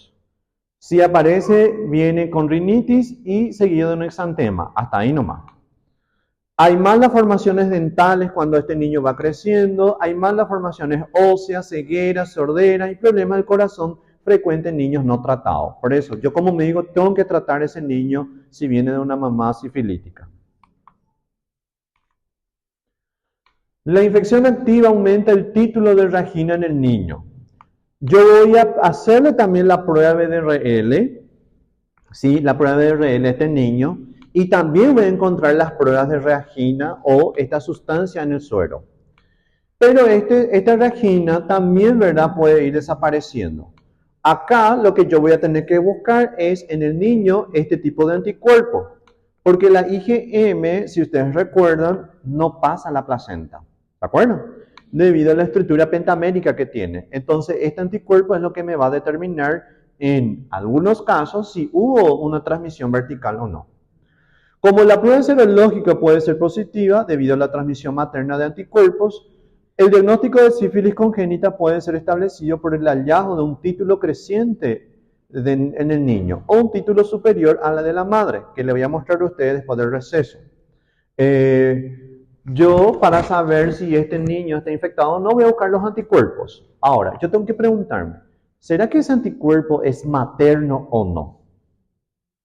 ¿Sí? Entonces yo tengo que quitarme esa duda. Para eso yo tengo que hacer una comparación de los resultados de la mamá con el niño. Si yo veo que el resultado del niño va aumentando, significa que este niño está infectado. Pero si yo veo que el resultado de este niño va disminuyendo, y la mamá sifilítica, pero el resultado de RL está disminuyendo este niño, significa que eran los anticuerpos maternos que tenía este niño. Pero de cualquier forma, yo tengo que ver si este niño se va a generar sus propios anticuerpos o no. Si la madre ha adquirido la enfermedad en la etapa final del embarazo, el niño puede ser seronegativo y clínicamente normal al nacer y puede manifestar la enfermedad a los 1 o 2 meses después. Por eso tengo que estar atento.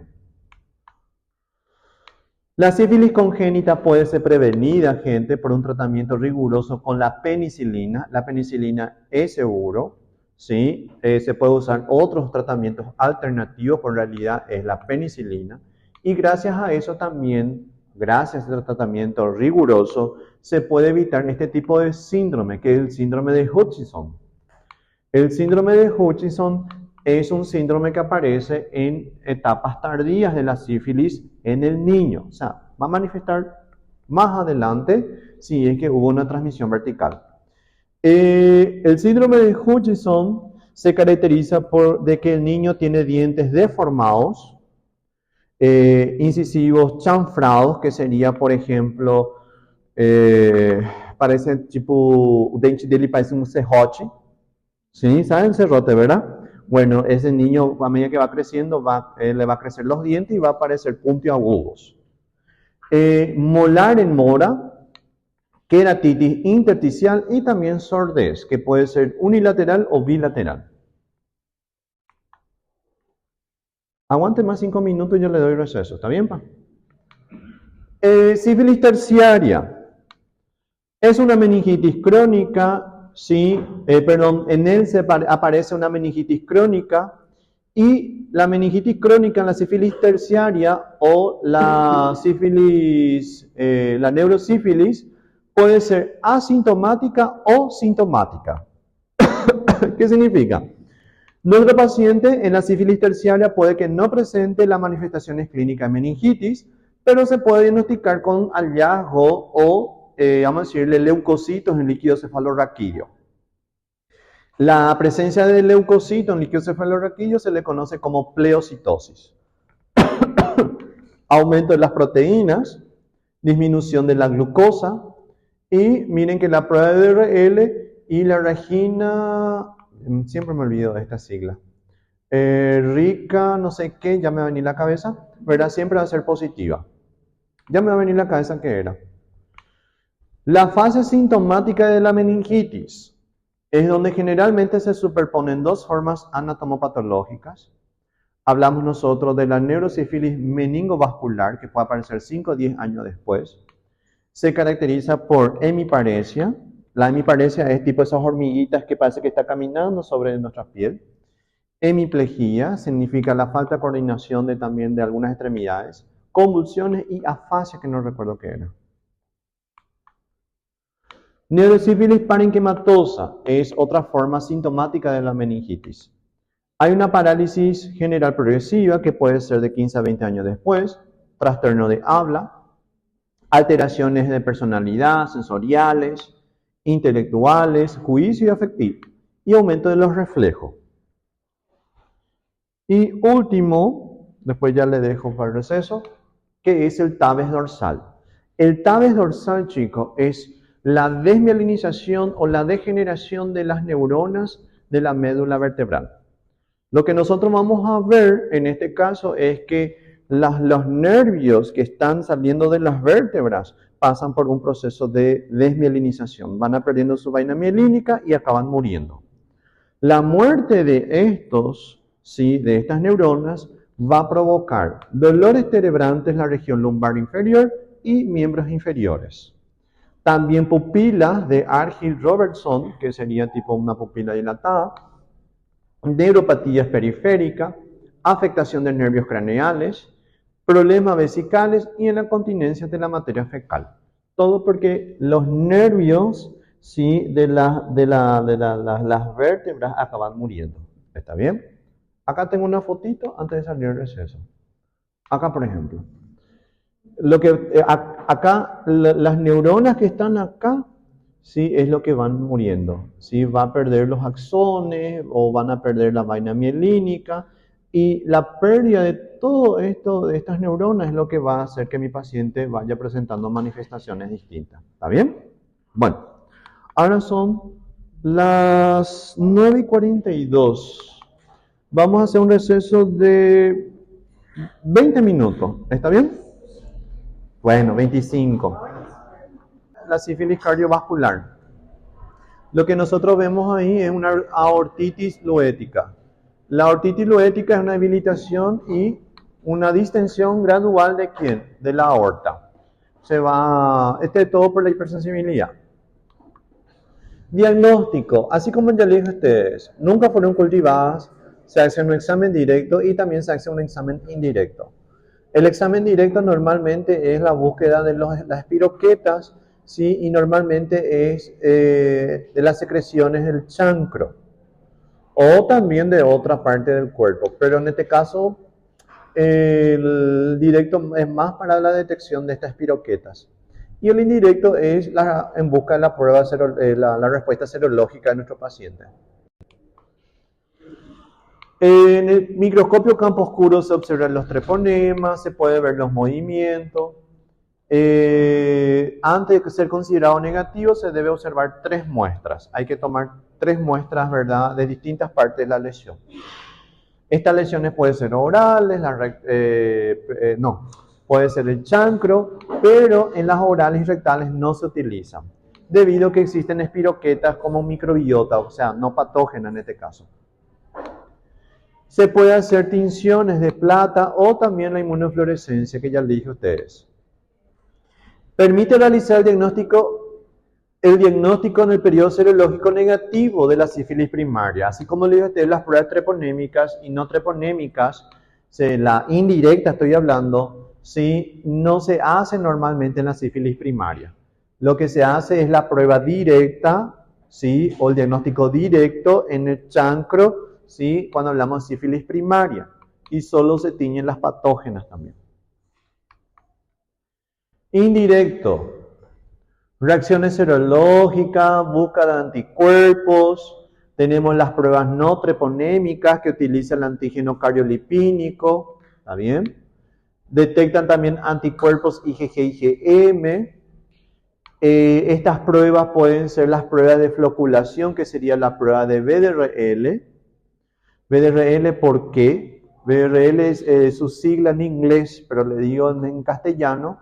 Es laboratorio de reacción de enfermedades venéreas, alguna cosa así.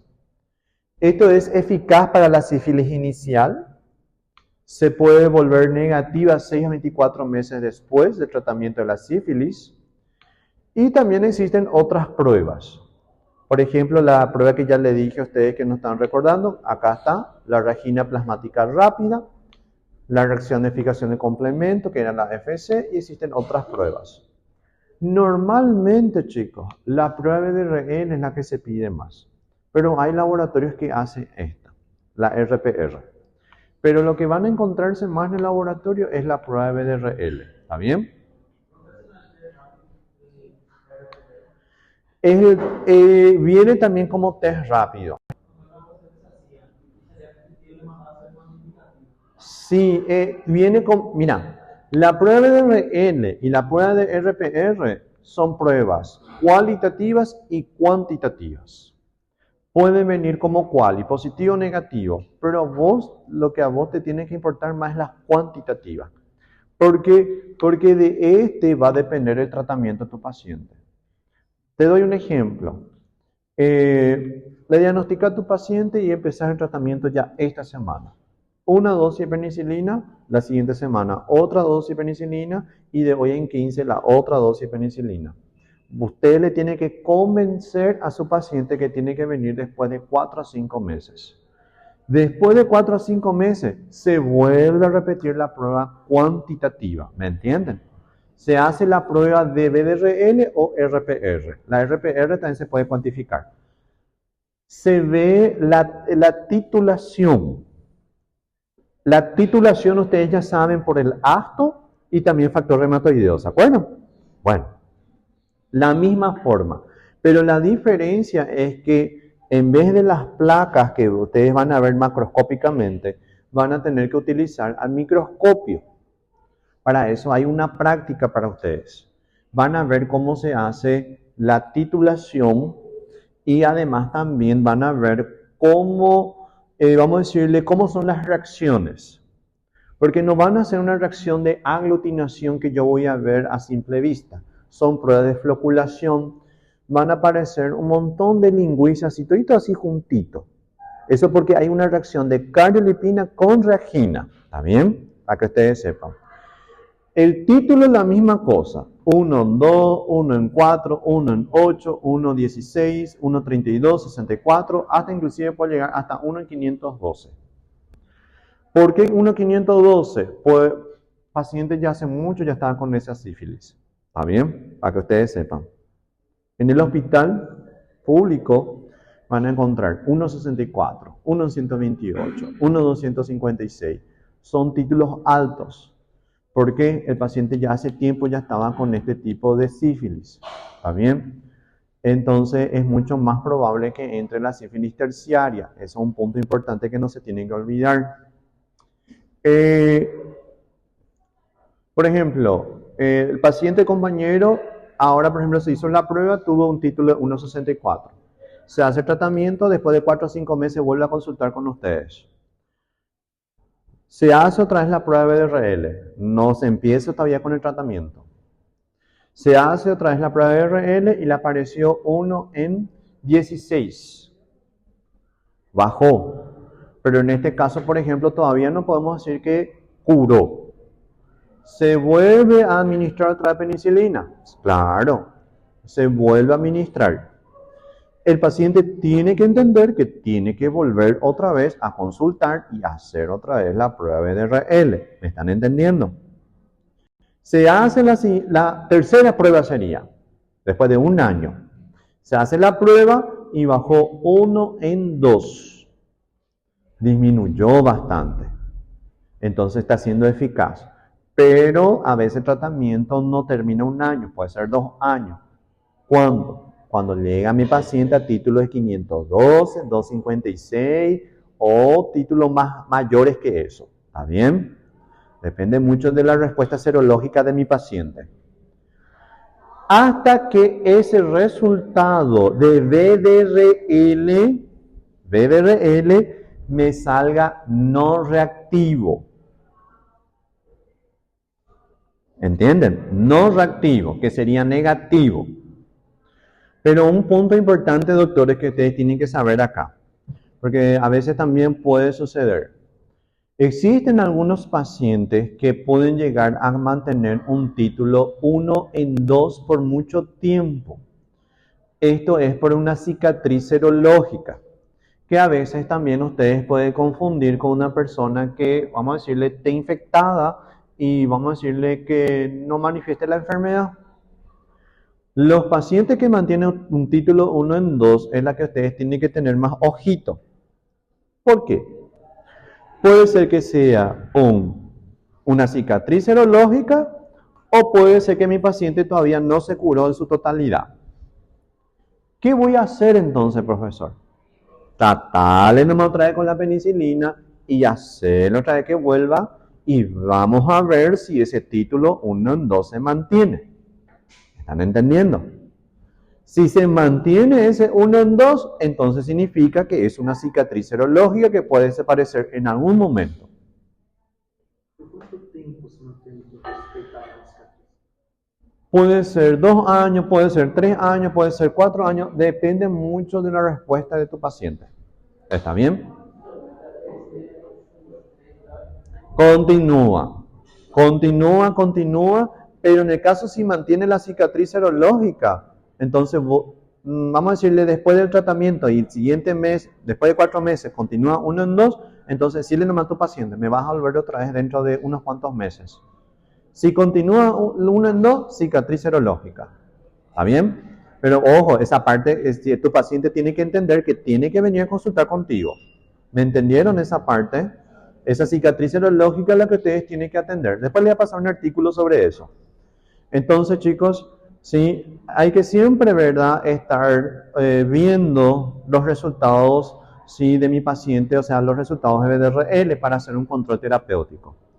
¿Cuándo voy a iniciar ese tratamiento? Cuando yo tenga un resultado, así de inmediato voy a empezar el tratamiento, cuando el resultado supera de la titulación 1 en 8. Si mi paciente tiene 1 en 16, 1 en 32, 1 en 64, para este tipo de prueba, sin duda, ya voy a empezar el tratamiento de penicilina. ¿Está bien? Sin duda. Pero si mi paciente está con una titulación de 1 en 4, o al reventar 1 en 8, ¿sí? Hasta que en 1 en 8 ustedes ya pueden empezar el tratamiento también. Pero si el paciente está 1 en 4, ustedes, doctores, lo que tienen que hacer es comprobar si ese 1 en 4 no es una reacción cruzada. ¿Está bien?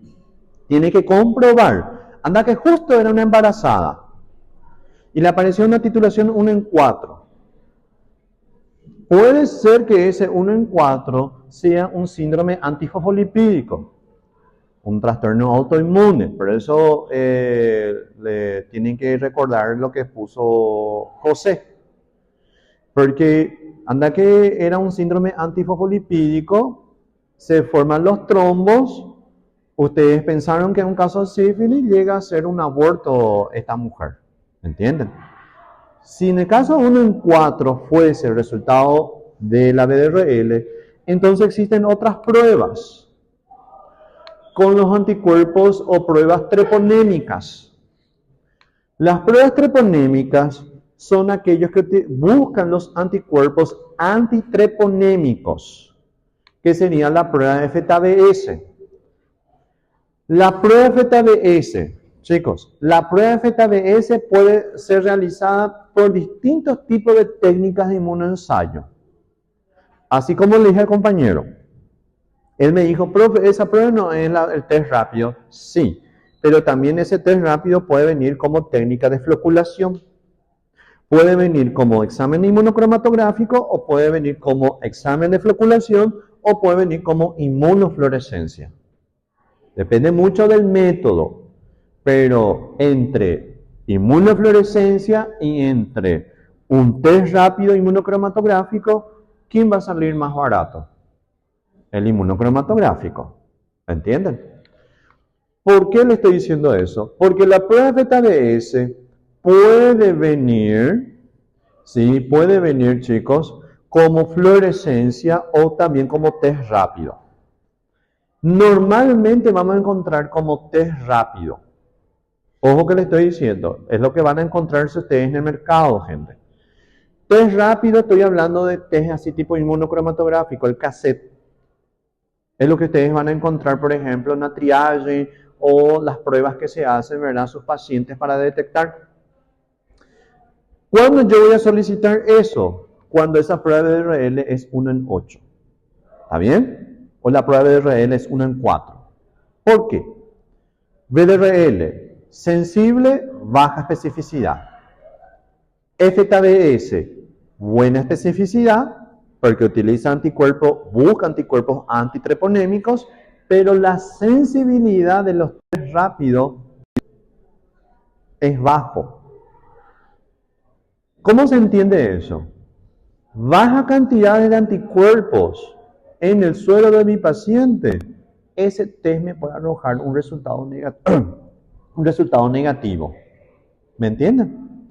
Entonces tienen que estar atentos. O sea, hay que hacer, vamos a decirle, utilizar las herramientas. Edad de mi paciente, edad reproductiva, BDRL y FTBS. La FTBS, algunas pruebas rápidas de FTBS, chicos, le pueden venir a ustedes nada más positivo o negativo. Pero existen otras pruebas que a ustedes le tienen que interesar, es la prueba de FTBS que le hace diferenciar entre IgG e IgM. ¿Está bien, pa? Si en el caso, por ejemplo, la BDRL salió 1 en 4, la IgM dio positivo, sin duda es un caso de sífilis. ¿Está entendiendo? Si en el caso, por ejemplo, la BDRL aparece 1 en 4 y la FTBS IgG positiva, sin duda, un caso de ¿qué? Sífilis. Pero en el caso que la prueba BDRL es no reactivo y la prueba FTBS arroja nada más un IgG positivo, entonces eso es una memoria inmunológica. ¿Está bien? Es una memoria inmunológica. Significa que mi paciente ya tuvo sífilis, se trató por sífilis y el tratamiento fue eficaz. ¿Está bien? Entonces tienen que saber interpretar los resultados. Creo que en el manual de micro hay, y la práctica también, eso ustedes van a ver después con los casos que tengo para ustedes. ¿Existen otras pruebas? Sí, pero las pruebas de FTBS es la que nosotros vamos a encontrar más. Volviendo al tema de la BDRL, miren, la sensibilidad es del 70-85%, ¿sí? En la primaria, 100% en la secundaria y 70-75% en la tardía. Existen pruebas no treponémicas con una especificidad del 98-99%. Pero existen otras pruebas que varía otra vez la sensibilidad. Depende mucho de la marca del reactivo. Inmunidad. Si es tratado adecuadamente en la fase primaria y es erradicada la infección, se torna de nuevo sensible. Muy pocas personas llegan a la etapa terciaria. Se cree que está relacionado al aumento de la respuesta inmune protectora que impide el avance de la infección de los pacientes no tratados. Personas infectadas resisten una sobreinfección, ya le dije eso. Ya le dije que no ocurre porque los individuos son tratados prontamente. La realización de vacunas está en dificultad porque hay que identificar los antígenos que confieren la inmunidad, pero no sabemos hoy en día cuáles son. Y esto es nada más un gráfico donde ustedes pueden ver que normalmente el tratamiento se hace en esta etapa, o sea, es donde la mayoría de los pacientes son identificados. ¿Está bien? En ambas pruebas, las pruebas treponémicas y las pruebas treponémicas, la respuesta serológica va aumentando. A medida que va pasando, ¿sí? Va pasando, chicos, los años, las semanas de la enfermedad, los títulos de anticuerpos van aumentando. Normalmente el tratamiento se hace en esta etapa, entre la secundaria y la terciaria. La primaria es un poco difícil de detectar y la terciaria también un poco difícil. El tratamiento se hace con penicilina, dice durante 2 semanas, pero depende mucho, chicos, de la respuesta serológica de mi paciente. Normalmente se hace 3 semanas. En la fase latente tiene que ser 3 veces en intervalos semanales. Y tenemos también la eritromicina, la doxiciclina, acitromicina y la tetraciclina. Pero fíjense que no responde bien mi paciente a este tipo de antibióticos. Y medidas de control, ya ustedes saben. ¿Sí? Al ser una enfermedad de transmisión sexual, estamos hablando de cuidados, ¿está bien? Y en el caso, por ejemplo, de las embarazadas, estamos hablando de un control prenatal o pregestacional. Lo ideal es pregestacional. O sea, estamos hablando nosotros antes que la mujer se embarace. Citomegalovirus, que fue un tema de verdad de mi tesis, toxoplasmosis, también otro tema, Podemos hablar nosotros de herpes, rubeola. Por rubeola hay un punto importante, hay vacuna contra rubeola. Entonces, es más difícil encontrar los casos de TORCH, SAVIN o otros tipos de trastornos por rubeola, pero sí por los otros. Muchos pacientes con cito, toxo, herpes son pacientes crónicos, o en el caso de las mujeres, son pacientes crónicas que durante la gestación, con esos cambios hormonales, porque hay estudios que comprueban eso, que con los cambios hormonales que experimentan durante la gestación, pueden provocar una reactivación de esas enfermedades crónicas. Tipo, no se puede hacer nada más una vez el control, se tiene que hacer varias veces los controles en distintas etapas de la gestación. Bueno, entonces acá nosotros terminamos lo que es bacteriología, ¿está bien? La próxima semana, como le dije hace rato a ustedes antes de la clase, vamos a empezar con parásitos. Y le vuelvo a repetir, yo le voy a pasar dos libros, un libro en portugués, que es el libro de Neves, y el otro libro en castellano. Eso no significa que los dos libros se tienen que leer, pero hay muy pocas diferencias. Yo prefiero que ustedes me lean el libro de Neves, que está en portugués. ¿Está bien, pa? Sí. Pero eso no significa que me vas a contestar mi examen en portugués. Porque hablan más detalladamente. Y aparte que también como es un libro exclusivamente de parasitología, hay otros, ¿verdad? Si ustedes quieren utilizar no hay ningún problema, pero siempre tienen que complementar con mis clases que yo les voy hablando, ¿está bien, pa? Bueno, y el slide le voy a cargar todito en la plataforma. Ahí todito es de parásito. Yo voy a hacer algunos ajustes en mi slide. Entonces, por ahí, si es que ve algunos cambios, me dicen, profe, se no estaba, entonces ustedes quitan foto o yo le paso después a la delegada. ¿Está bien, pa? Bueno, vamos a empezar con la exposición de los compañeros. Déjenme que voy a salir de acá. Ustedes, a este espacio ustedes pueden usar para colocar su compu. Ahí. ¿Está bien, pa? Voy a tirar daqui, no te preocupes. Ahí. Ahí.